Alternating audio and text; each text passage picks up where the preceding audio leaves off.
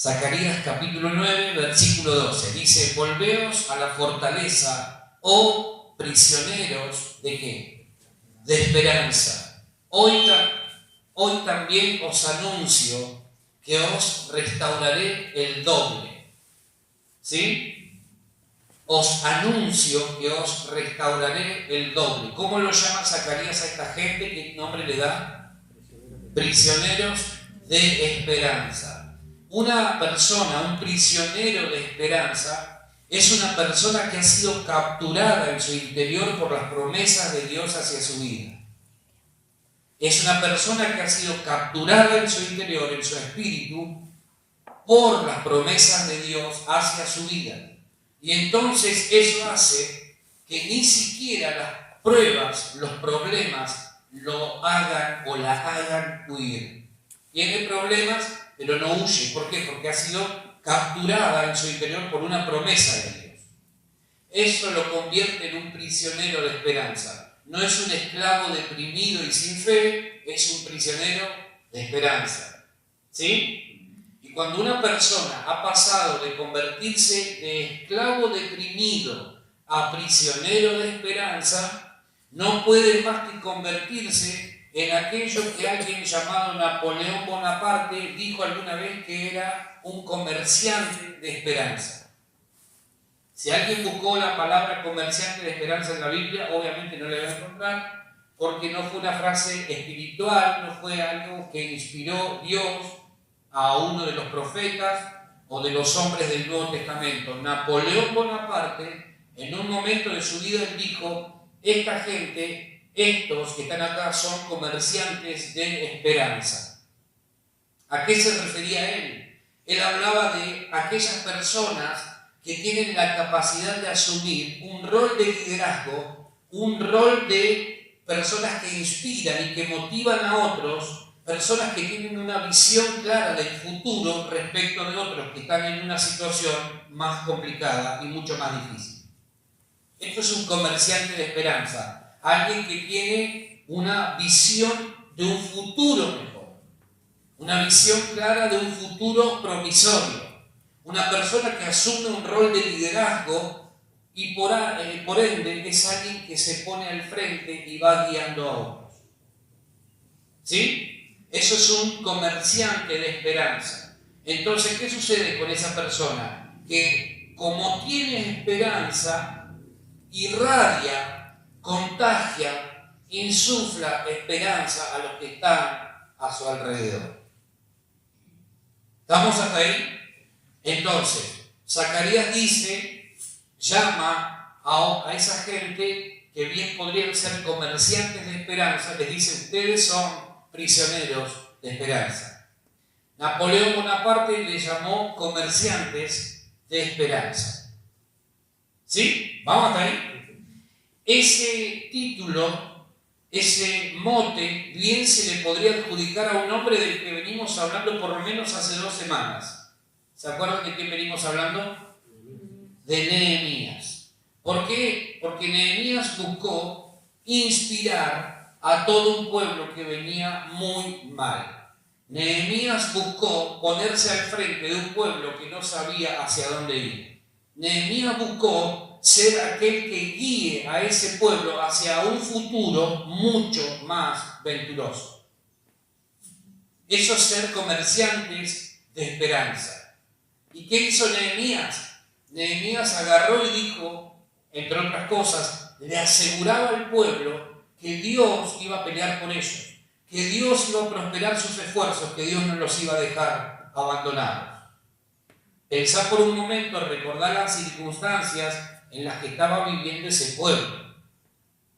Tratá de ponerte en los zapatos de Nehemías, tratá de recordar cómo estaba esa gente, derrotada, devastada, arruinada. Pensá cómo era su condición espiritual, cómo era su condición emocional, su condición anímica, cómo era. Tratá de pensar por un momento. No pasemos por arriba las historias así nomás. ¿Por qué? Porque Dios trabaja con gente. Dios levanta gente para bendecir la vida de gente. ¿Sí? ¿Amén? Nehemías capítulo 2, versículo 18. Vamos a ver a este comerciante de esperanza, cómo empieza a meterse en el corazón de esa gente que estaba muy mal. Nehemías capítulo 2, versículo 18. Dice: entonces les declaré cómo la mano de mi Dios había sido buena sobre mí, y asimismo las palabras que el rey me había dicho. Y dijeron la gente del pueblo, los que estaban ahí esperando a ver qué iba a suceder con ellos, empezaron a sentir el impacto de las palabras de una persona prisionera de esperanza y comerciante de esperanza. Y ellos dicen: levantémonos y edifiquemos. Así esforzaron sus manos para bien. Fíjate cómo el pueblo ya empieza a sentir el impacto de las palabras de alguien que tiene claro hacia dónde ir. Un hombre que, aunque ve que alrededor suyo hay ruina, hay desastre, hay tragedia, él se levanta, emerge como un prisionero de esperanza, pero a la vez como un comerciante de esperanza. ¿Sí? Un pueblo con un espíritu profundamente destrozado, con un semblante de derrota total y absoluta. Un pueblo desesperanzado que no veía más que ruinas y desastre por todos lados, y Nehemías en medio. Este comerciante de esperanza buscó poner en la mente y el corazón de esa gente la imagen de un futuro totalmente diferente a la realidad presente. Traten de seguirme para no perderse lo que estoy diciendo. Tenés que ponerte a liderar en medio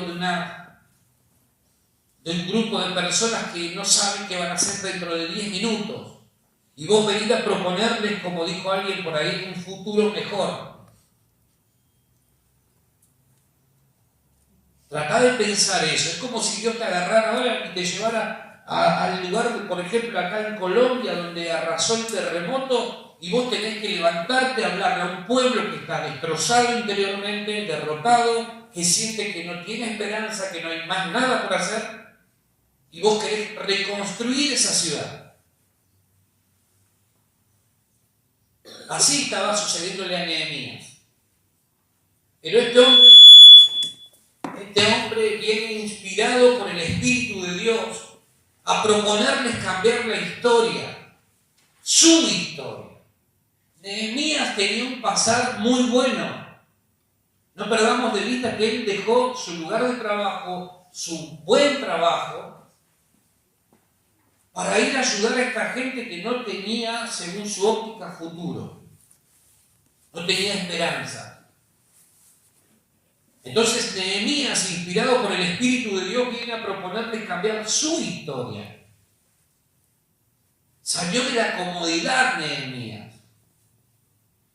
Se podría haber quedado en la cómoda, haber dicho: yo estoy bien, ¿cuál es el problema?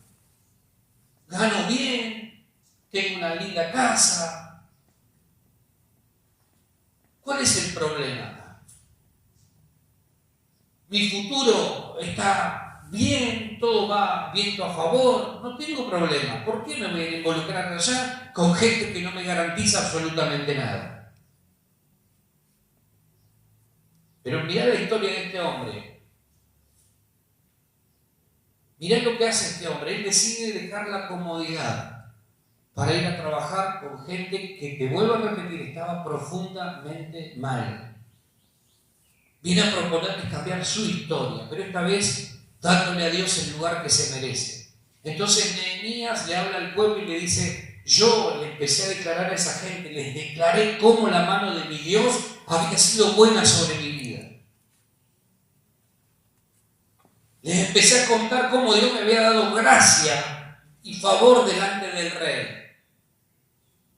Eso es lo que hace un comerciante de esperanza. Empieza a hablar, empieza a compartir con los que están arruinados y desesperanzados todo aquello que Dios hizo a su favor.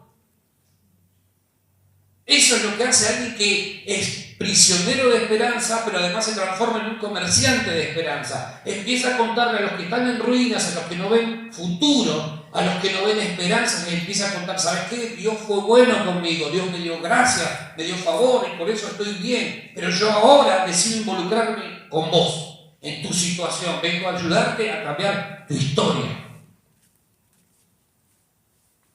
Eso es lo que hace una persona comerciante de esperanza. Nehemías no se puso a hablar, che, ¿y cómo cayó el edificio? ¿Cómo fue? O los muros, ¿cómo cayeron? ¿Aplastaron a cuántos? ¿Cuántos murieron? ¿De qué habían hecho? ¿Qué material usaron para la construcción de los muros? Porque capaz que ahí estaba el problema, ¿eh? ¿Qué le importaba eso? Si la ruina era total. Nehemías le empieza a cambiar la onda a la gente, le empieza a contar, ¿sabés qué? La mano de Dios sobre mi vida fue muy buena. Dios me dio gracia y favor delante del rey, delante de aquel que parece que no tiene nada de Dios, pero Dios lo tocó igual. Y Dios permitió que yo llegara hoy a estar con ustedes, ¿para qué? Para empezar a reconstruir nuestra ciudad, porque también es mi ciudad. ¿Sí? ¿Se entiende lo que estoy diciendo? ¿Me van siguiendo hasta acá? Eso es lo primero que tenemos que ver en una persona que se considere comerciante de esperanza. Comienza a compartir con los que están arruinados y desesperanzados todo lo bueno que Dios ha hecho. Y los desafía a creer que así como Dios lo hizo con él, lo puede hacer también con ellos si tienen una actitud de fe correcta. Amén. Entonces, ¿qué sucede? Que como un rayo del cielo, estos muchachos del pueblo dijeron, vamos a levantarnos y vamos a edificar entonces. Yo me pongo al lado de Nehemías. Yo me planto al lado de este hombre. Porque si él me dice que Dios fue bueno con él, y si él me dice que Dios le dio gracia y favor, yo quiero creer que lo va a hacer también nuevamente. Entonces, ¿qué sucede? Que el impacto de las palabras inspiradas por el Espíritu de Dios empezaron a sacudir el corazón de esa gente. ¿Cuántas veces nosotros hablamos un montón de cosas con la gente que no tienen nada que ver? Nada que ver. Y la gente a veces se va más cargada, más preocupada, más angustiada. ¿Por qué? Porque vinieron a vos por una sola razón. Para que vos les irradies esperanza. Pero sin embargo, muchas veces nos enroscamos en charlas que nada tienen que ver. Que nada tienen que ver. Entonces empezamos a hablar de cómo está la situación en el mundo, de cómo van sucediendo las cosas acá en nuestra provincia, en nuestra ciudad. Y Dios, cuando te pone al lado de una persona angustiada, te pone al lado de esa persona para que vos le hables esperanza. Porque si vos sos un prisionero de esperanza, tenés que transformarte también en un comerciante de esperanza. Si tenemos esperanza, no podemos hablar otra cosa que no sea esperanza.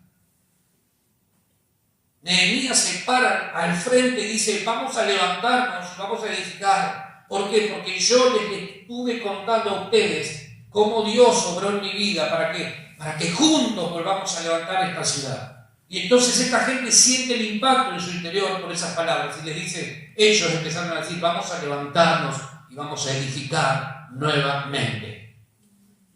Las palabras de un comerciante de esperanza siempre producen vida, ánimo, motivación, entusiasmo, convicción, fe, esperanza en el corazón de los oyentes. ¿Y sabés qué sucede con esa gente cuando escucha a un comerciante de esperanza? Quiere ponerse de pie, se quiere levantar y quiere comerse el mundo. Porque Nehemías no solamente les estaba diciendo, Dios fue bueno conmigo, les estaba diciendo, entre otras cosas, Dios quiere volver a hacerlo también con ustedes. ¿Amén? Y entonces, ¿qué sucede? Que esta gente siente el profundo deseo de ponerse de pie, de levantarse y comenzar a reconstruir su historia. Yo te pregunto, ¿alrededor tuyo no hay gente desesperanzada? ¿Alrededor nuestro no hay gente que está mal? ¿Alrededor nuestro no hay gente que, producto de estar envuelto en el pecado y de diferentes situaciones, no la está pasando realmente mal? ¿Sabés por qué Dios nos pone al lado de esa gente? Para que vos y yo le hablemos no de su problema, no de su situación, le hablemos de aquel que nos devolvió la esperanza a nosotros. Por eso Dios nos pone alrededor de esa gente.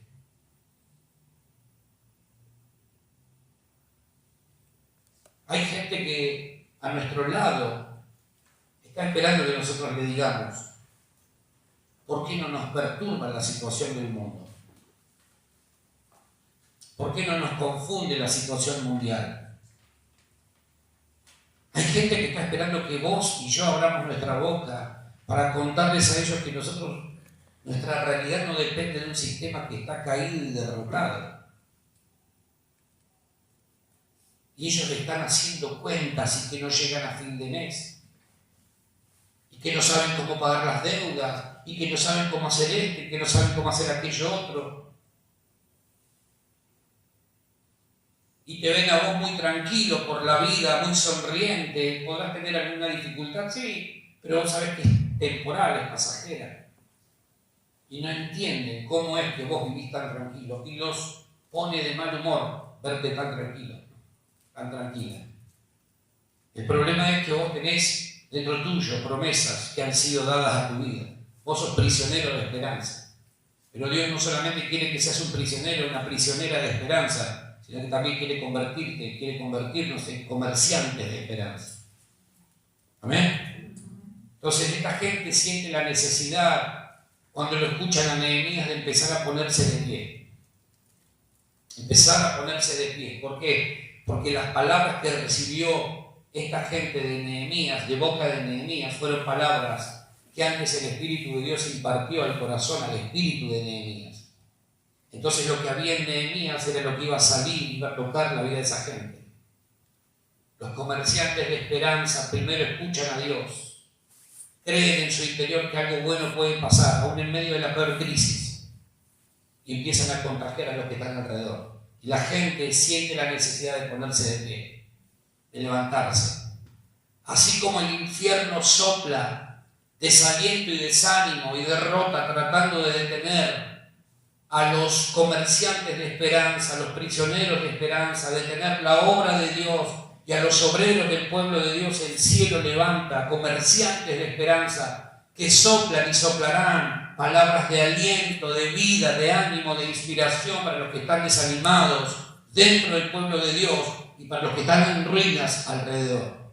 Porque dentro del pueblo de Dios también hay gente que necesita ponerse al lado de un comerciante de esperanza. Dentro del pueblo de Dios hay mucho desánimo, hay mucho desaliento, mucho espíritu derrotista. ¿Y es verdad que podemos atravesar momentos críticos? Sí, claro que sí. Pero en algún momento tenemos que levantarnos de esa circunstancia, de esa situación. No podemos pasarnos la vida, toda la vida llorando sobre la leche derramada, como diría alguien por ahí. ¿Sí? En algún momento tenemos que ponernos de pie y empezar a inspirar a la gente que nos está escuchando.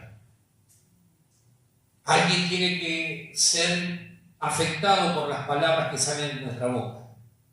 No las palabras que vienen sopladas desde el infierno, con desaliento, sino las palabras que nacen del Espíritu de Dios y vienen a nuestra vida. Nehemías le dice a esta gente, o dice en el relato: yo fui y le conté a la gente del pueblo cómo la mano de Dios había sido buena sobre mi vida. ¿La mano de Dios fue buena sobre tu vida? Bueno, eso lo tiene que saber la gente que está alrededor. Eso se tiene que enterar aquel que está en ruinas y en desastre, en tragedia. Se tiene que enterar. En otras palabras, lo que Nehemías está diciendo: yo no me puedo callar esto. Tengo que contarles cómo Dios obró sobre mi vida. Tengo que contarles cómo Dios me favoreció. Les tengo que contar. Amén. Es lo que tenemos que hacer. Si la mano de Dios fue buena sobre tu vida, vos lo tenés que contar, lo tenemos que compartir con otros. No podemos callarnos, no podemos guardarnos todo lo que Dios ha hecho. La manera en la que Dios nos puso de pie cuando estábamos por el piso, la manera en la que Dios nos sostuvo en este tiempo, la manera en la que Dios nos abrió puertas cuando todo estaba trabado. No nos podemos callar. No nos podemos callar.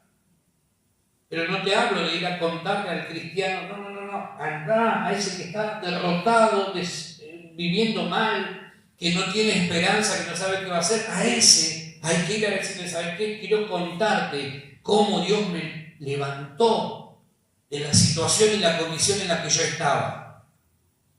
¿Sí? Amén. Los comerciantes de esperanza son personas súper motivadas. Son personas hiper animadas, llenas del Espíritu de Dios, listas y dispuestas a levantar a los que creen que ya no hay más por hacer. A los que ya tiraron la toalla y no tienen más ganas de pelear. Entonces, ¿qué hacen los Nehemías, los comerciantes de esperanza? Vuelven a ponerlos de pie. Vamos. Agarran la toalla que estos mismos tiraron, la agarran y se la vuelven a colocar en las manos. Vamos. Porque tu historia no termina de esta manera. ¿Amén? ¿Por qué? Porque la motivación que tienen interiormente es mucho más grande que cualquier circunstancia.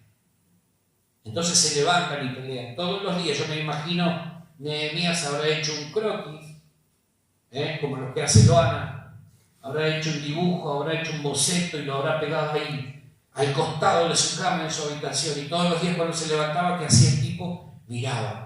Lo miraba. Ahora faltan 50 días. Muchachos, nos quedan 50 días. En 52 días, cuando se cumplan los 52 días, vamos a ver los muros reedificados nuevamente.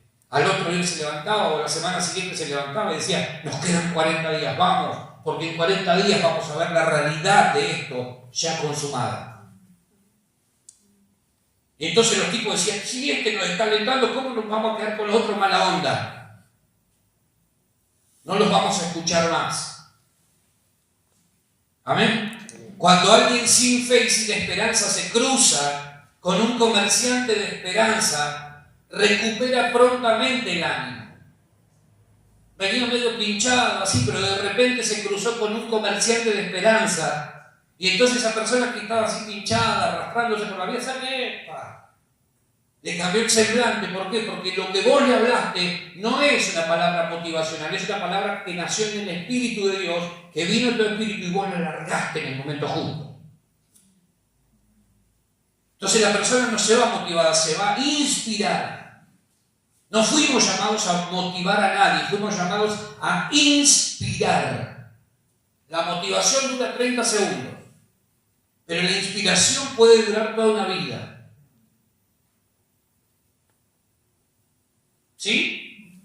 Entonces esta persona que se cruza con un comerciante de esperanza sale inspirado de ese lugar o de esa charla, porque descubre que aunque la situación actual pudiera ser complicada y difícil, alguien le dijo que todavía hay un Dios que sigue cambiando realidades. Alguien le dijo que todavía Dios puede moverse a favor de los que le buscan con un corazón humillado. ¿Sí? ¿Se va entendiendo? ¿Querés saber si sos un comerciante de esperanza? Lo primero que tenés que revisar es el efecto que producen tus palabras en la gente que te rodea. Nehemías les dijo, les conté, dice el versículo que acabamos de leer, capítulo 2, versículo 18, les conté cómo la mano de mi Dios fue buena sobre mí. Y acto seguido los tipos dijeron, levantémonos y edifiquemos. ¿Qué efecto producen las palabras que vos y yo hablamos en la gente que está a nuestro alrededor? ¿Las levantan? ¿Las ponen de pie? ¿Las inspiran? ¿O las aplastan? ¿Les quitan las ganas? ¿Qué efecto producen nuestras palabras en la gente que nos rodea? Si después de hablar con vos, la gente se pone de pie en su espíritu y quiere salir a pelear para cambiar su historia, entonces como punto de partida, tenés por seguro que sos un comerciante de esperanza. Eso es lo que tiene que suceder cuando como hijos de Dios hablamos con otra gente. La gente tiene que salir inspirada. No tiene que decir, no, porque ese es un chusmón. No, la gente tiene que decir, ¿sabes qué? Hablé con fulano, pero me dio una palabra que yo no entiendo de dónde la sacó, pero me hizo bien. Me levantó interiormente. Me dio ganas de salir a comerme crudo el mundo. No tiene que decir no, porque hablamos de bueyes perdidos. No. No. La gente tiene que decir que lo que nosotros le impartimos verbalmente afectó su vida poderosamente. Tuvieron otra actitud a partir de ese momento. Ahora, si salen desanimados después de habernos escuchado, entonces, aunque somos cristianos y no adivinamos, adiviná quién te inspiró a vos para poder soplar esas palabras sobre ellos. Y adiviná qué recibieron ellos, aunque no adivinamos porque somos cristianos. Detrás de toda palabra de desaliento, de desánimo y de derrota, adiviná quién está soplando. Adiviná quién es el que quiere verte derrotado, aunque insisto en esto, no adivinamos, no practicamos la adivinación. ¿Quién es el que se mueve detrás de todo eso? Quiero decirte, dejarte bien en claro esto. El infierno también sopla sobre la vida de la gente. Pero claramente no es vida lo que sopla, es desánimo, es desesperanza, es derrota, es muerte. Cuando yo veo, a veces me tomo el trabajo, no soy mucho de mirar noticias, porque las noticias cambian de canal, pero siguen siendo las mismas. Y entonces a veces hago un poquito de zapping, así nomás como para enterarme de lo que está sucediendo, pero no me sorprende. Entonces, ¿qué sucede? Que cuando veo los rostros de la gente desesperanzados, vuelvo a recordar esto que sucede acá en Job, capítulo 41, versículo 22. Mirá lo que dice Job, capítulo 41, versículo 22. Job, capítulo 41, versículo 22. Dice la última parte del versículo 22, delante de él se esparce el desaliento. Delante de él se esparce el desaliento. Está hablando ahí de un personaje, de una figura llamada Leviatán. El Leviatán antiguamente era una figura marina, un animal marino gigante. Se lo asoció con una figura. Y más en el tiempo se lo asoció con el diablo y con todo lo que tiene que ver con el infierno, con el mal. Inicialmente también representaba al dios del caos. Leviatán era el dios del caos. Entonces, ¿qué hace Job? Job toma la figura del Leviatán para hablar de lo que sucede cuando el infierno exhala, abre su boca y habla. Y él dice, delante del Leviatán, delante del infierno, delante de Satanás, de los demonios, delante de ellos se esparce, ¿qué cosa? El desaliento. Por eso tenemos un mundo desalentado y desesperanzado, porque el que está soplando permanentemente no es el Espíritu de Dios, es el infierno. Entonces, cuando alguien venga y te traiga palabras de desánimo, palabras de derrota, palabras que no vas a poder, que está todo podrido, que no sé si esto, que no sé si aquello, cuando esa persona venga y te quiera contaminar a vos, recordá que está esparciendo el aliento del infierno. Sobre nuestra vida, el único que tiene que tener derecho a soplar es el Espíritu de Dios. Amén. Entonces, ¿qué sucede? Que la gente del pueblo estaba desanimada, el infierno celebraba, pero apareció ahí un comerciante de esperanza, llamado Nehemías. Y entonces el mismo pueblo dijo, acá hay alguien que cree que nosotros podemos cambiar nuestra realidad. Acá hay alguien que cree que nosotros podemos soñar con una vida diferente. Acá hay alguien que cree que nosotros como ciudad podemos mejorar nuestra calidad de vida. Acá hay alguien que está diciéndonos que podemos cambiar nuestra historia si creemos en Dios. Y nos cuenta cómo a él le fue bien en el momento en que Dios empezó a obrar en su vida. Eso es lo que tenemos que hablar en este tiempo. No discusiones tontas y baratas por saber o entender cuál es el Dios verdadero. No te enredes en eso. Me salió como el Chavo del Ocho casi. No te enredes en eso. No te enganches en esas cosas. Porque eso lo único que hace es desenfocarte del verdadero propósito. Dios te coloca al lado de una persona angustiada para que vos le digas, ¿sabes qué? Mirá, desde el momento que yo conocí a Dios, mi vida cambió radicalmente. Te propongo eso. ¿Sí? ¿Amén? Esta gente se empieza a dar cuenta que este es diferente. Que este canta otra canción. Que este está afinado en otro tono. Este no canta la canción del infierno, está todo podrido, va a estar todo mal. Está todo podrido, va a estar todo mal. Este canta otra canción. Este canta color esperanza. Pintarse la cara color esperanza. ¿Sí? Los comerciantes de esperanza inspiran, levantan a la gente con sus palabras llenas de vida. Por eso la gente dijo, muchachos, vamos a levantarnos, vamos a edificar, vamos a hacer lo que tenemos que hacer. Y se pusieron manos a la obra. Levantarse significa cambiar de posición e impulsarse hacia arriba. Dice que ellos dijeron, levantémonos. Un pueblo que estaba acostumbrado a vivir postrado frente a la realidad que vivían. Un pueblo que estaba viviendo permanentemente postrado frente a las circunstancias que los enemigos les habían provocado. Muchas veces esa tiene que ser nuestra actitud. Cambiar de posición, impulsarnos hacia arriba, levantarnos.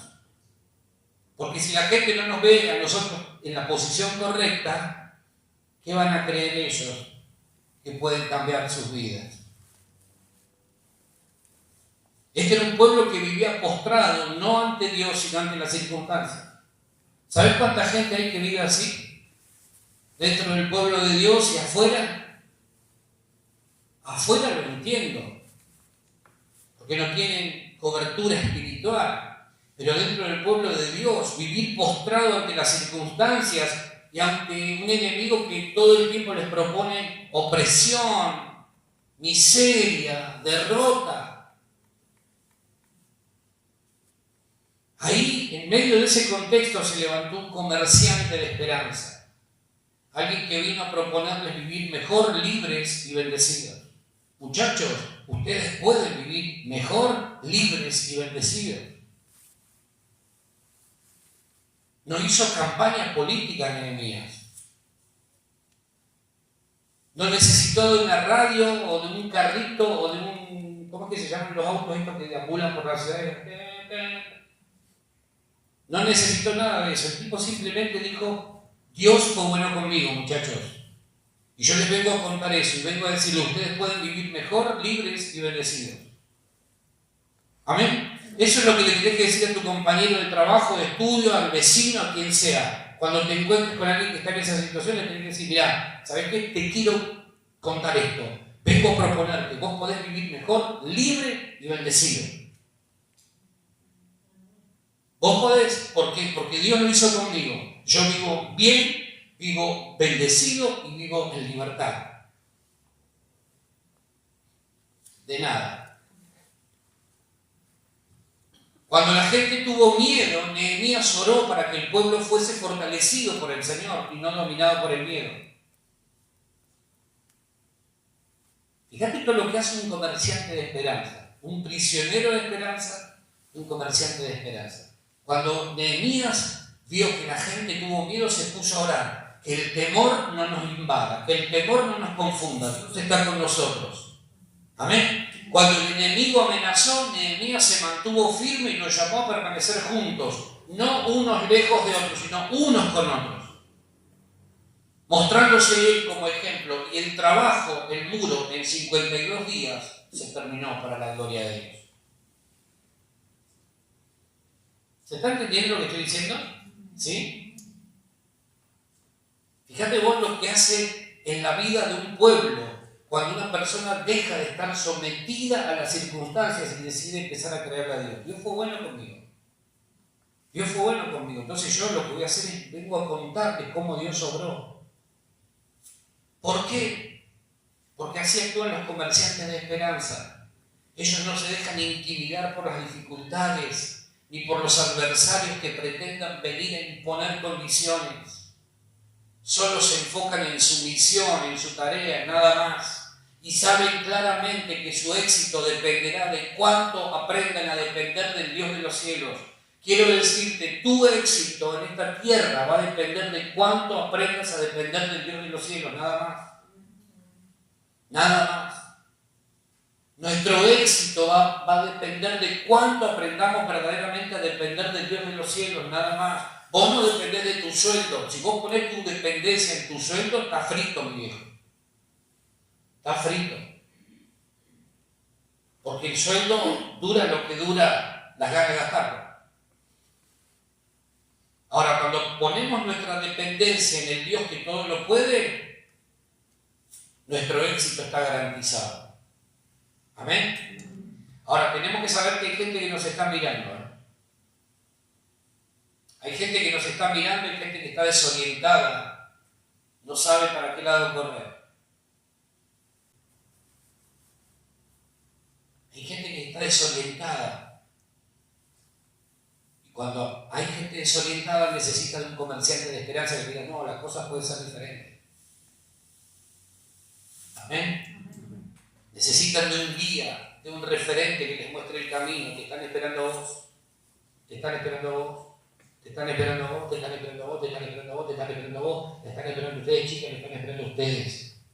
Porque ustedes también pueden ser referentes para otros. Te están esperando a vos, hermano. Los están esperando. Los están esperando. Nos están esperando. Gente que no sabe para qué lado correr. Vos sos esa persona que se tiene que levantar como prisionero de esperanza y como un comerciante de esperanza. Amén. ¿Por qué? Porque vos tenés la capacidad para afectar e inspirar las vidas de la gente que está mal. Alguien que grita, eso es lo que hace un comerciante, alguien que grita ánimo, gente, hay esperanza. Hay esperanza, vamos a levantarnos y el Dios de los cielos Él nos prosperará. ¿Sí? ¿Me van siguiendo? Ese es el mensaje que la gente necesita escuchar. La gente está podrida de promesas baratas. Ya la gente... Si hay elecciones mañana, te puedo asegurar que el 60% no va a votar. Porque la gente está hastiada de promesas baratas. La gente está podrida de promesas que nunca se cumplen. Entonces, ¿sabés qué sucede? Que lo que nosotros les vamos a ofrecer no tiene que ver con nosotros, tiene que ver con aquel que nos envió a nosotros. A levantarnos en medio de una ciudad desesperanzada. Levantémonos y el Dios de los cielos Él nos prosperará. La gente no necesita escuchar lo mal que está la sociedad, ya lo sabe. La gente no necesita escuchar lo mal que está el mundo, o que les contemos lo mal que está la situación económica o las problemáticas de acá y de allá. No necesitan eso. La gente necesita a alguien que les diga, yo te vengo a contar otra cosa. Te vengo a contar cómo la mano de mi Dios fue buena sobre mi vida. Y puede hacerlo también con vos. Si tan solo crees. Tampoco quieren oír de tus quejas y tus lamentos, porque muchos de ellos también tienen quejas y lamentos para contar y quizás más que nosotros. Es triste ver cuando todo el tiempo, en lugar de aprovechar el espacio que se genera, en lugar de contar y decir Dios fue bueno conmigo, empezamos queja 1, queja 2, queja 3, queja 4, queja 5, queja 6. Queja y queja, lamento y lamento. ¿Sabés cuánta gente hay así que se queja por todo? ¿Me bajás? ¿Me acordás un poquito esto? ¿Sabés cuánta gente hay que se vive quejando todo el tiempo? Cristianos que debieran ser como Nehemías, Les vengo a contar que Dios fue bueno conmigo. Y en lugar de aprovechar ese espacio para hablar de Dios, hablan de sus quejas, de lo mal que la pasan, y de esto y de aquello y de lo otro. El espacio que Dios te da para hablar con alguien que está mal es para alentarlo, motivarlo, inspirarlo a cambiar su realidad de vida. Amén. No le cuentes tus penurias, porque ellos ya tienen demasiado con las suyas. Pero están a tu lado porque entienden que hay otro mensaje que vos les podés dar. Ellos saben, este va a la iglesia, este tiene que algo tiene que encontrar en la iglesia para ir todos los domingos. ¿O qué va? ¿De onda nomás? ¿Qué? Ese es el mensaje que están esperando recibir. Oro a Dios para que se despierte en nuestro interior esto que les estoy diciendo, el Nehemías que Él puso dentro tuyo, el comerciante de esperanza que Dios ha forjado en tu vida, se tiene que levantar en este tiempo. Lo segundo que hace un comerciante de esperanzas o de esperanza es enseña al pueblo a proteger lo logrado. Le enseña al pueblo a proteger lo logrado. Mirá lo que dice Nehemías capítulo 7. Nehemías capítulo 7 del 1 al 3. Dice, luego que el muro fue edificado y colocadas las puertas, Nehemías 7 del 1 al 3. Luego que el muro fue edificado y colocadas las puertas y fueron señalados porteros y cantores y levitas, mandé a mi hermano Hanani y a Hananías o Ananías, jefe de la fortaleza de Jerusalén, porque este era varón de verdad y temeroso de Dios. ¿Cómo sigue? Más que muchos. Y les dije, no se abran las puertas de Jerusalén hasta que caliente el sol. Y aunque haya gente allí, cerrad las puertas y atrancadlas. Y señalé guardas de los moradores de Jerusalén, cada cual en su turno, y cada uno delante de su casa. Versículo 2. Vamos a leer nuevamente lo que dice Nehemías, o Esdras, perdón, es el que escribe este libro. Dice lo siguiente: porque este era varón de verdad y temeroso de Dios, más que ¿qué? Que muchos. ¿Por qué el Espíritu Santo quiso dejar impresa esa expresión ahí en el texto? ¿Por qué el Espíritu Santo se tomó el trabajo de decirle, esto quiero que lo dejen registrado? ¿Qué significa esto para nosotros hoy? Varias cosas. Vamos a ver la primera. Primero, es llamativa esa expresión porque se está refiriendo al pueblo de Dios. Es llamativa porque se está refiriendo a los cristianos, al pueblo de Dios. Se supone que dentro del pueblo de Dios no debiera haber algunos pocos varones de verdad y temerosos de Dios, sino que todos en su conjunto debieran reunir estas cualidades. Evidentemente, dentro del pueblo de Dios no había muchos varones de verdad y temerosos de Dios. ¿Sí? ¿Me siguen? Se supone que todo el pueblo debiera reunir esas cualidades, pero evidentemente no sucedía. Otra traducción dice confiable o digno de confianza y temeroso de Dios. Ahora, ¿no se supone que todos nosotros como hijos de Dios debiéramos ser dignos de confianza y temerosos de Dios? ¿No se supone que todo el pueblo de Dios debiera estar conformado por personas dignas de confianza y temerosas de Dios? ¿Y por qué entonces acá el texto dice, este era varón de verdad y temeroso de Dios más que muchos?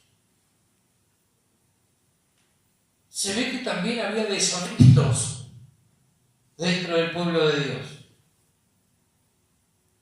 Se ve que dentro del pueblo de Dios por aquella época también había gente que no era digna de confianza.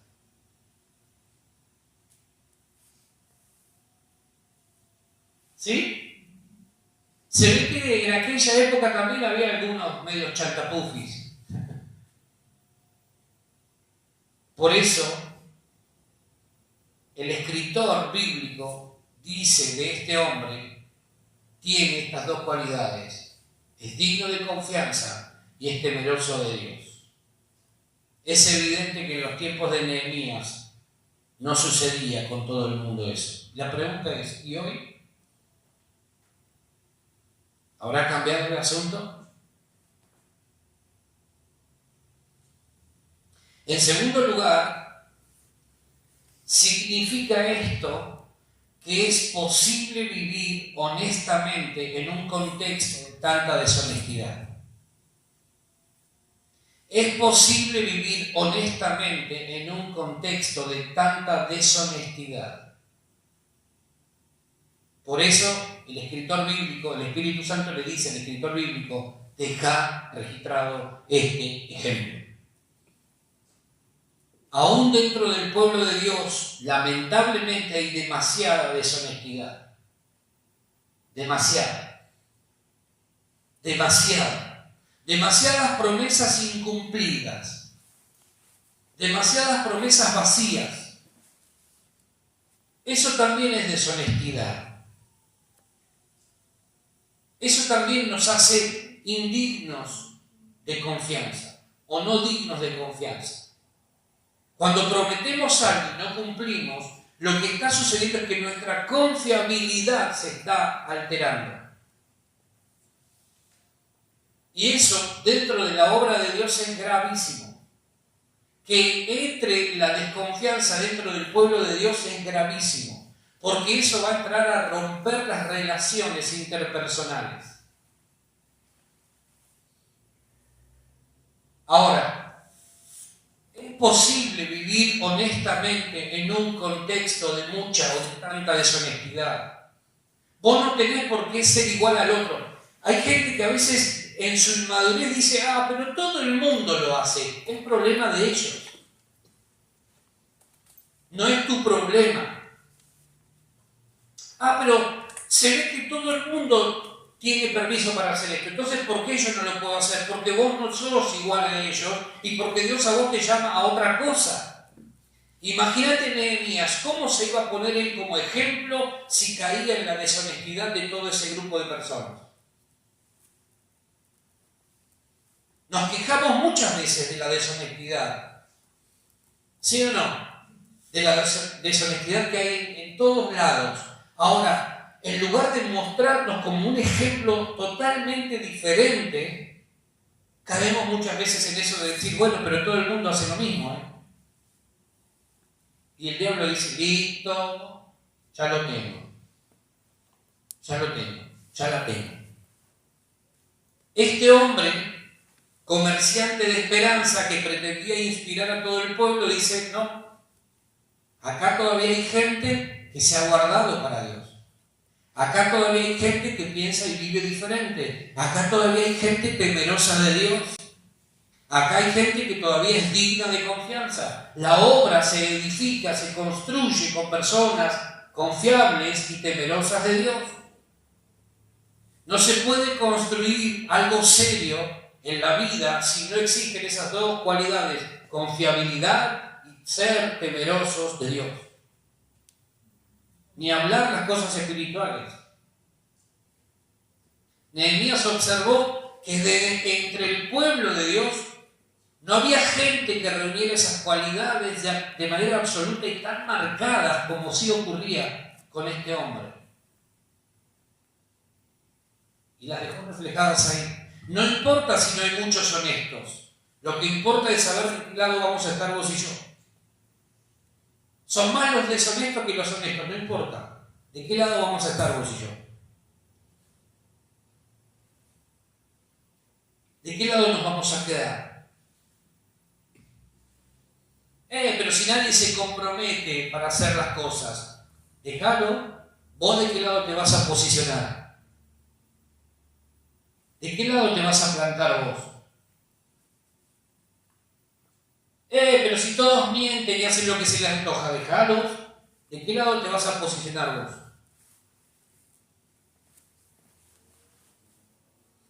Parece que a veces me da la impresión de que el día que lleguemos delante del Señor vamos a llegar como barra brava, ¿viste?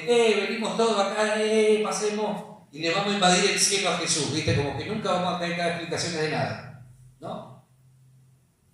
En algún momento nos vamos de manera individual a tener que presentar para dar cuentas delante del juez. Y el Señor va a preguntar, ¿por qué no marcaste la diferencia? Si yo te llamé a vos a ser diferentes. Diferente. Lo que hagan los demás es asunto de los demás. ¿Amén? Lo que hagan los demás es asunto de los demás. Si los demás quieren ser no dignos de confianza, es problema de ellos. Los demás quieren vivir sin temor de Dios, es problema de ellos. Hoy Dios nos llama a cada uno en forma individual a definir de qué lado vamos a estar, a decidir. En tercer lugar, si alguien no es confiable y temeroso de Dios, lo más probable es que nunca cuide lo que ha recibido u obtenido. Si alguien no es confiable y no es temeroso de Dios, lo más probable es que no cuide nunca lo que ha recibido u obtenido. Después de haber obtenido algo que te ha costado muchísimo esfuerzo, muchísimo tiempo, muchísimos recursos, ¿no lo vas a cuidar?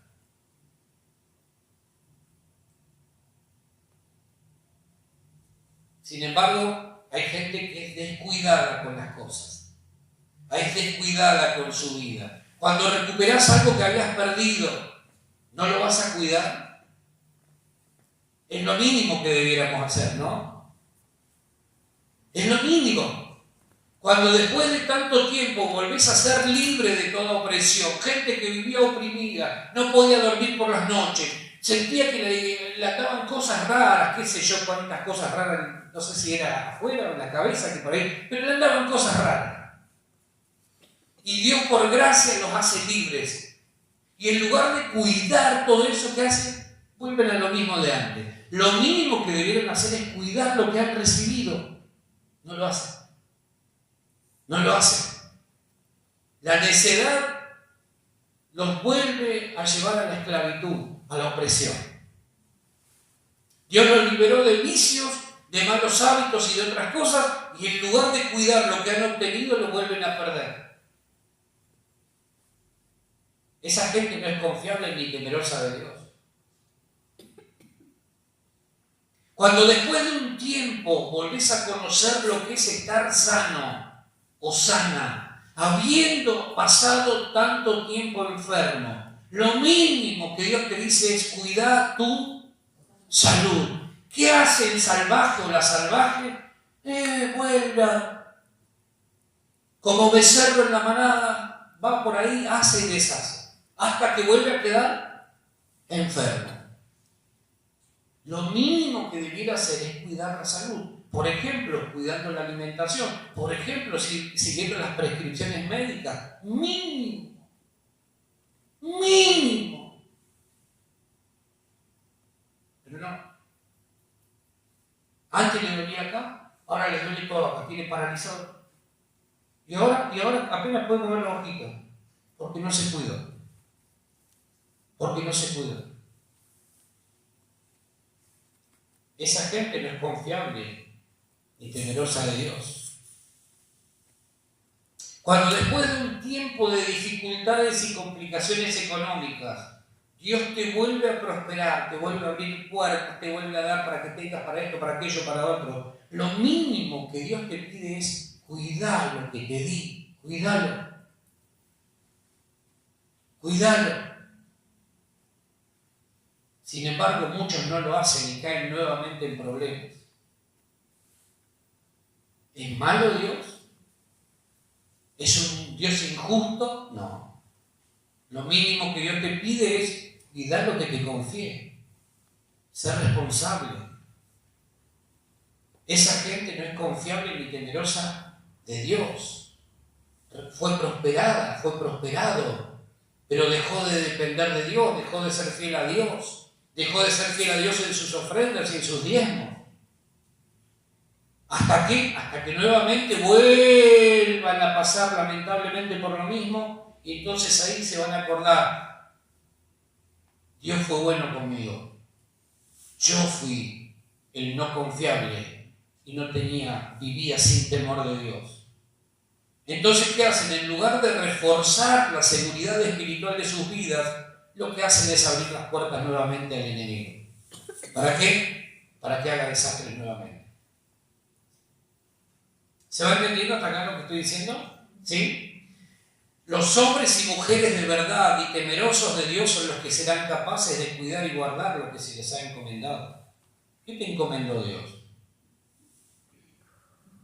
Tienes que pensar porque eso es lo que Dios pide. Cuidarlo. Cuidarlo. Nehemías le da instrucciones precisas a los porteros y noten que además de porteros decide poner guardas. Reforzó la seguridad espiritual. Ay, no voy a orar 5 minutos. Ay, ya 5 minutos me parece una cosa de loco. Voy a orar 10. Voy a reforzar mi seguridad espiritual. Y además me voy a asociar con alguien para esta semana estar orando juntamente con esa persona. Yo voy a orar por él y él va a orar por mí. Voy a reforzar. Además de porteros vamos a poner guarda, dijo Nehemías. Y les da una orden clara. Le dice, no se abran las puertas de Jerusalén hasta que caliente el sol. Y aunque haya gente ahí, cierren las puertas y atrancarlas. ¿Fue claro Nehemías en el mensaje, sí o no? Fue muy claro. Y el pueblo, fundamentalmente los encargados de esa tarea, necesitaban entender y seguir las instrucciones de su líder, que les aseguraba: ustedes van a vivir seguros y sin sobresaltos si siguen lo que yo les estoy diciendo. Nehemías era un comerciante de esperanza. ¿Qué les estaba diciendo Nehemías? No abran las puertas. Las puertas que tuviste que no solo volver a comprar, porque estaban devastadas, no solo que ahora tenés que volver a colocar, sino que además tenés que reforzarlas para que el enemigo no vuelva a entrar. Ahora que estás medianamente encauzándote, que estás volviendo a prosperar, que estás creciendo, no vuelvas a abrir las puertas que alguna vez le facilitaron la entrada al enemigo. No vuelvas a abrir las puertas. ¿Qué tenían que hacer los porteros y guardas? Simple. ¿Qué dijo Nehemías? Las puertas no se abren. Ok, las vamos a abrir. No las vamos a abrir. ¿Por qué? Porque el pueblo estaba atravesando un tiempo de fortalecimiento interior. Todavía el pueblo no estaba del todo fortalecido, todavía estaban ahí medio débiles. Y por esa razón Nehemías les dice, no tienen que abrir las puertas. Las puertas que muchas veces este pueblo abrió fueron de desobediencia, de idolatría, de rebeldía hacia Dios. Entonces, ¿qué sucede? Nehemías le dice, no vuelvan a abrir esas puertas. Esas puertas que pueden ser útiles para que el enemigo vuelva a ponerlos en esclavitud y en derrota, no las tienen que abrir. Ciérrenlas. ¿Por qué? Porque cuando vos estás creciendo espiritualmente, hay puertas que Dios cierra que nunca más tenés que volver a abrir. Nunca más. Nunca más. Porque si no, el enemigo vuelve a entrar y vuelve a lastimar. ¿Sí? ¿Vamos hasta acá? Cuando nuestra vida está siendo tratada por Dios en algún área, hay puertas que nunca más hay que abrir, hasta que Dios diga lo contrario. Nunca más.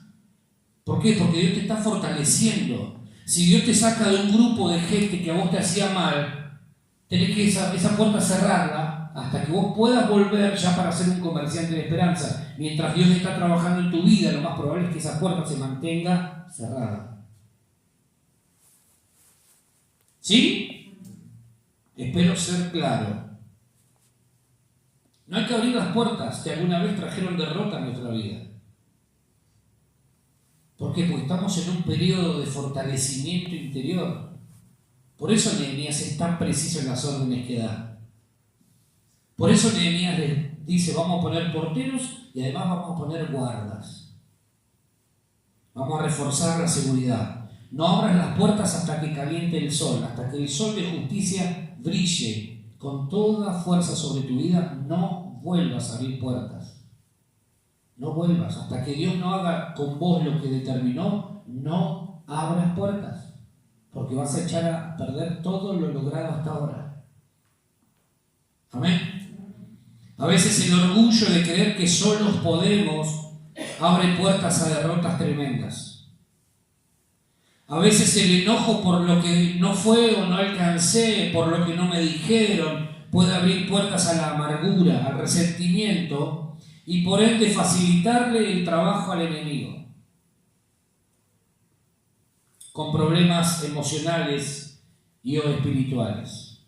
Repito esto, grabátelo, no abras puertas, ninguna puerta que pueda permitirle al enemigo entrar y romper todo. Si alguna vez los problemas económicos fueron parte de tu vida, no vuelvas a abrir puertas, en tanto y en cuanto Dios no te indique lo contrario.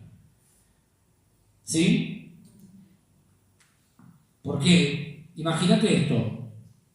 Nehemías dice, ya tenemos los muros, vamos a poner puertas ahora. ¿Sí?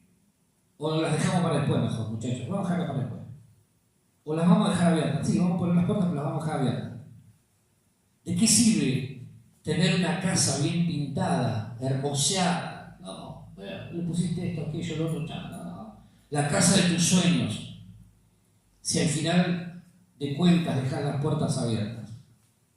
Te vas un mes a Chile y dejas las puertas abiertas. Cuando volvés a encontrar la plaquita que dice el domicilio de tu casa. ¿Por qué? Porque el enemigo, el ladrón sabe. El ladrón no entra por la puerta habitualmente. Pero si encima que es ladrón, nosotros le dejamos la puerta abierta, no sirven de nada las paredes levantadas y bien pintadas de una casa si el dueño olvida cerrar las puertas. No sirve de nada. Cerrar toda puerta que pueda ser una alternativa para el enemigo. Amén. Digno de confianza y más temeroso de Dios. Otra de las características que tenían estos hombres y por las que Nehemías estaba seguro, tenía la certeza y la seguridad de que esos dos hombres mencionados ahí iban a hacer bien su trabajo, es que eran leales a su líder y respetaban la palabra de autoridad. Por eso Nehemías dice, estos van a hacer bien su laburo. Estos no se van a hacer los distraídos. Qué difícil es cuando vos tenés un empleado que le tenés que explicar 800 veces lo que tiene que hacer. No puedo decir, nada, señor, me mandaste al enemigo a trabajar. ¿Cuánta gente respeta realmente la palabra de autoridad del líder? Si no me gusta lo que me dice, me voy a la otra iglesia, ya total. Viste que acá abrieron otra, acá abrieron otra, allá. Acá en cualquier momento ponen una de al lado, acá atrás. Total. Da lo mismo, ¿no? Nehemías dice, estos dos van a saber hacer la tarea. ¿Por qué? Porque una persona confiable y sobre todo una persona temerosa de Dios no conoce lo que es la deslealtad. ¿Cuánta gente vive diciendo, a mí nadie me dice lo que tengo que hacer, porque yo soy grande y ya sé lo que tengo que hacer? No, yo solo escucho a Dios, a mí me habla Dios, el pastor no, el líder a mí no me habla, a mí solo me habla Dios. Te pone cara de haber desayunado, no sé. Y vos decís, si esa persona no puede ser fiel a quien ve, menos va a ser fiel a quien no ve. Ponele la firma. Cuando esas virtudes y atributos faltan en la vida de las personas que tienen alguna responsabilidad en la obra de Dios y dentro del pueblo de Dios, tengo que decirte entonces que vamos a estar en presencia de problemas, de dificultades. Ahora yo te pregunto, ¿estas cualidades están presentes en tu vida? Podemos mirar al Señor y decirle, Señor, yo soy confiable para vos. Estoy seguro, tengo millones de errores, me equivoco, pero soy confiable porque yo no vivo ocultando mi realidad. Dios no trabaja con gente perfecta, Dios trabaja con gente confiable. Es diferente. ¿Puede el Señor saber a ciencia cierta que somos temerosos de Él? Hay gente que le teme más al hombre que a Dios. Y este hombre era temeroso de Dios. Temeroso de Dios. Temeroso de Dios. Y eso lo hizo funcionar conforme a la palabra de autoridad que Nehemías le había dado. No se abren las puertas. No se abren las puertas. Hasta que el sol no caliente, las puertas no se abren. Y nadie fue a Nehemías y le dijo: ¿y vos quién sos? ¿Y por qué no hay que abrir las puertas, Ne? ¿Quién sos vos? ¿Quién te cree que sos? ¿A quién le ganaste, Piringundín? Porque a veces tengo que recordar que a la gente que me ve, que la edad que tengo, porque algunos creen, como me ven tan joven, así creen que tengo 20 años, no, un poquito más.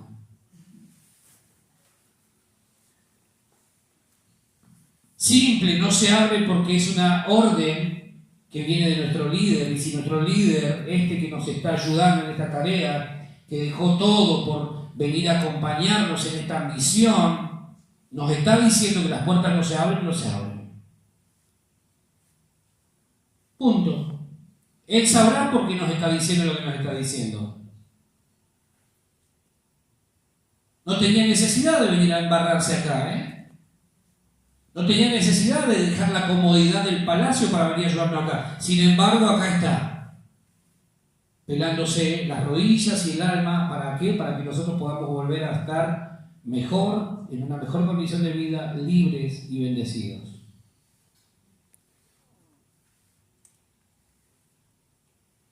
Amén.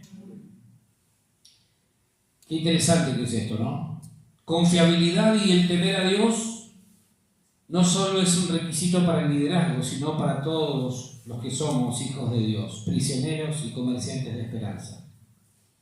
No es un requisito, a veces lo medimos así, de esa manera, el líder, ¿no? Decimos: ¿será confiable? ¿Será que es honesto? ¿Será que hace las cosas bien?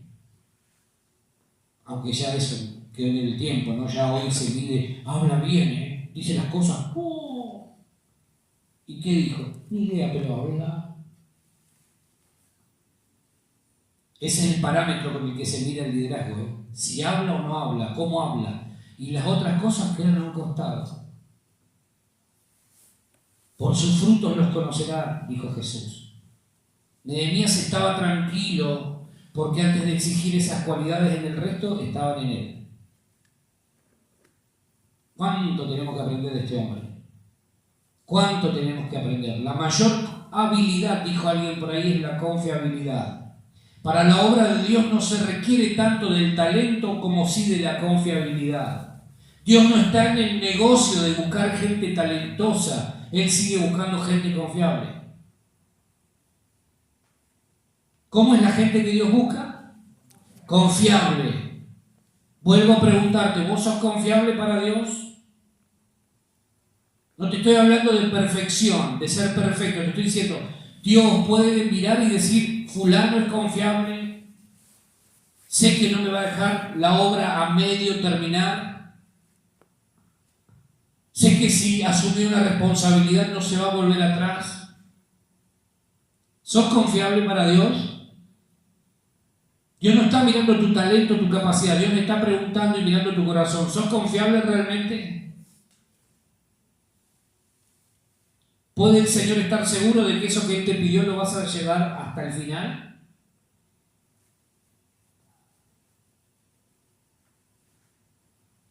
¿Por qué? Porque para Dios la persona más confiable es aquella que teme ante Él, que tiene plena conciencia de su presencia siempre, en todo lugar. Esa persona que teme a Dios es confiable porque además con temor de Dios va a conducir todos los asuntos relacionados no solo a su vida sino también a la obra de Dios. No lo va a hacer así nomás, de manera mediocre, sin que le importe o le interese nada. Lo va a hacer bajo el temor de Dios, con excelencia. Dios no trabaja con gente irresponsable, no los respalda. Dios necesita que en su obra trabajen los Ananías, hombres y mujeres de confianza y temerosos de Dios. Dios no está buscando gente perfecta, sin error, porque Él sabe que eso es imposible, pero la responsabilidad en la encomienda no se negocia por nada. Por eso Pablo dice, ay de mí si yo no anuncio el Evangelio, porque a eso me envió Dios. Y tengo que ser responsable si yo no predico el Evangelio. Cuando el pueblo de Dios se torna confiable, la gente quiere estar ahí. Pero cuando quienes integran dicho pueblo no son confiables, nadie quiere ser parte de ese pueblo. Para eso se necesita ser confiable. Y ser confiable significa ser íntegro, ser coherente. Si vos decís blanco, mantené blanco, aunque te cueste la cabeza. Hay que tener palabra. Si le decís que sí a Dios y a su obra, tenés que respetar tu sí, no por una temporadita. De lo contrario, no sos responsable, ni coherente, ni mucho menos confiable. Si le decís a tu líder, yo me hago cargo, como ha pasado, entonces tenés que ser responsable con lo que has asumido. Porque de lo contrario, perdés credibilidad y confiabilidad, no importa el tamaño de la tarea. Si vos asumís algo, si yo asumo algo, nos tenemos que hacer cargo, nos tenemos que hacer responsables. Responsabilidad significa habilidad para responder, tener la capacidad para responder coherentemente. Cuando alguien no lo cumple, es simplemente alguien que no teme a Dios, que cree que puede moverse como se le antoja. Eso es no tener temor de Dios. No son confiables para Dios, mucho menos para la obra de Dios. El don no es importante, te vuelvo a repetir esto, no es el don, no es el talento ni es la gran capacidad, es el temor a Dios lo que hace que una persona sea confiable. Amén. ¿Cómo sos en tu vida? ¿Sos confiable para Dios? ¿Puedes estar seguro, Dios, de que vas a llevar a cabo todo lo que Él te ha encomendado hasta el final? Termino con esto. Hay una crisis enorme y profunda entre los cristianos de gente confiable y temerosa de Dios. Todo el tiempo se habla de los pastores por poner una categoría, pero no se habla de todos los cristianos. Si entre los líderes hay deshonestidad y hay falta de integridad y no hay temor de Dios, imagínate hacia abajo. Por eso la gente se va de las congregaciones y cambian de una a otra como quien cambia de calzón. No te hablo de los caprichosos, de los mañosos que, amparados en sus caprichos y en sus mañas, no quieren cambiar y entonces, ay, no me gustó lo que dijo, pero me voy para allá porque no me gustó lo que dijo. No, esa gente, estoy hablando de los que se van porque ven deshonestidad, porque ven infidelidad, porque ven un montón de cosas dentro del liderazgo cristiano. No estoy hablando de gente mañosa y caprichosa. Hablo de los que verdaderamente están buscando a Dios y encuentran de todo, menos líderes confiables, honestos, temerosos de Dios, menos cristianos sinceros, llenos de compasión y demás. Encuentran gente chismosa, criticones de todo, deshonestos, etc. Hay una crisis de liderazgo en los hombres. Hay hombres que están pero carecen de liderazgo, no lo ejercen por diversidad de razones, pero no lo ejercen. Hace unos días estaba orando por este matrimonio que te contaba, porque casualmente había escuchado una estadística que tiene que ver con el liderazgo. Decía esa estadística, o dice esa estadística, que el 80% de los matrimonios pastorales está en crisis. 80%. Entonces, cuando escucho esa estadística y teniendo en mente el caso que les mencionaba recién, digo, Señor, ¿por qué es esto? ¿Por qué pareciera ser que es tan difícil todo esto?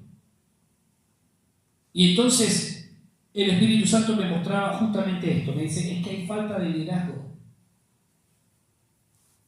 Hay falta de liderazgo. ¿Me están siguiendo lo que estoy diciendo? Hay una falta de liderazgo enorme. ¿Cómo puede ser que un matrimonio pastoral falle? Porque la respuesta es falta liderazgo.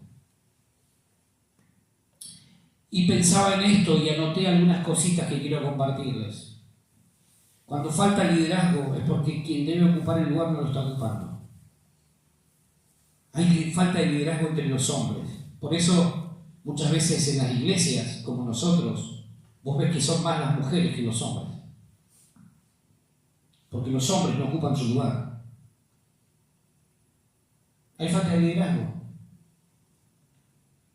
Una mujer se cansa de esperar por un hombre que ejerza liderazgo, que se atreva a ir más allá, que se anime a correr riesgos. Una mujer puede tolerar que su marido o pareja falle en algo que emprendió, lo que nunca va a soportar es la falta de iniciativa.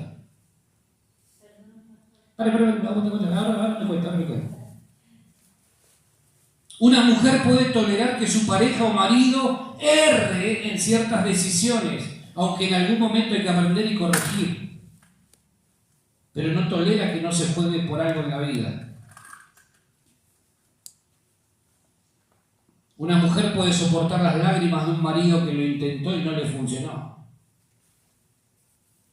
Lo que nunca va a soportar perpetuamente es que ese hombre permanezca en la misma situación indefinidamente. El liderazgo del hogar, Dios se lo encomendó al hombre. La falta de liderazgo en el hogar hace que las mujeres tengan que asumir responsabilidades que en realidad debieran acompañar. Y esto no es feminismo, ni machismo, ni que LGTB, Y, X, Z, y qué sé yo. Es Biblia. Cuando el hombre falla en su rol de liderazgo, todo lo demás se empieza a desequilibrar. Josué dijo, yo y mi casa serviremos al Señor, a Jehová. No dijo mi casa y yo, no. Yo, Josué, me voy a levantar y le voy a marcar el pulso a mi casa. Vamos por acá. Yo soy un comerciante de esperanza, dijo Josué. Yo, no era el burro por delante para que no se espante. No. Yo le voy a marcar el camino a los míos. Por eso después hay hijos que no quieren venir al Evangelio.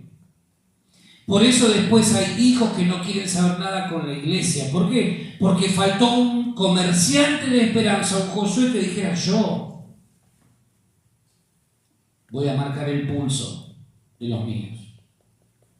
Cuando falta liderazgo, falta inspiración, falta influencia, falta la palabra de ánimo, la palabra de motivación, falta todo. Hay que arremangarse y tomar la posta. Nosotros como hombres tenemos que liderar el destino espiritual de nuestras familias. ¿Amén? Hacia el destino que Dios trazó para ellos, tenemos que llevarla. ¿Cómo? Cerrando las puertas que alguna vez nos perjudicaron y facilitaron el ingreso del enemigo. Cuidando lo que se ha edificado hasta hoy, evitando unirse o asociarse a personas con un espíritu incorrecto, gente no confiable y que no tema a Dios. Mujeres, hay que cerrar las puertas que alguna vez se pudieron haber abierto en el pasado. De lo contrario va a haber problemas. Los comerciantes de esperanza hablan vida, inspiran vida, pero además son confiables y temen a Dios. Es su temor a Dios lo que los hace confiables. Un comerciante de esperanzas no está jugando a ser evangélico o cristiano, se la está jugando todo por Cristo. ¿Vos te crees que a mí me conviene venir todos los domingos acá?